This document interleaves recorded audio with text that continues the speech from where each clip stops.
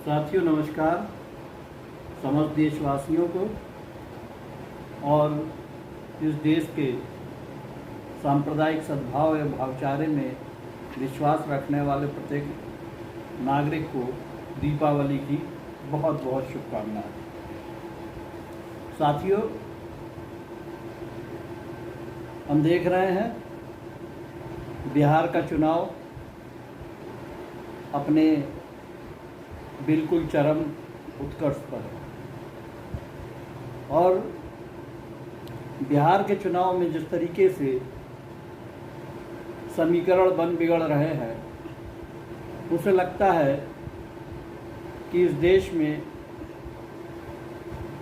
बिहार के माध्यम से, बिहार चुनाव के माध्यम से एक बार फिर सांप्रदायिकता और धर्मनिरपेक्षता के बीच बहुत ही निर्णायक संघर्ष होने वाला है। और इस संघर्ष के अंदर जो दो खेमों में बटी हुई राजनीति है, उसमें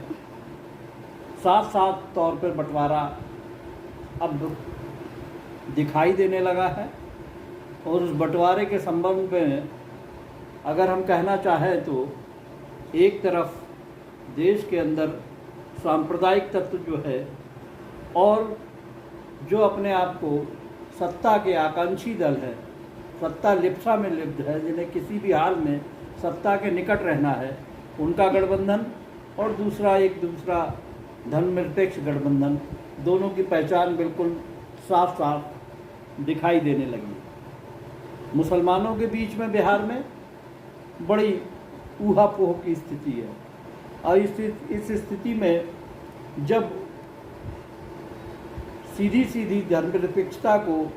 सेकुलर फोर्सेस को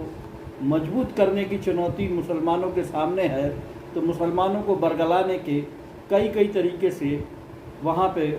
तरीके अपनाए जा रहे हैं। पहला तरीका तो यही अपनाया जा रहा है कि भागीदारी के नाम पर असदुद्दीन ओवैसी साहब की पार्टी मैदान में है। अब जाहिर सी बात है कि वो इस तरीके से मुसलमानों को बरगलाने का काम कर रही है कि 8% यादव, 12% जाटव,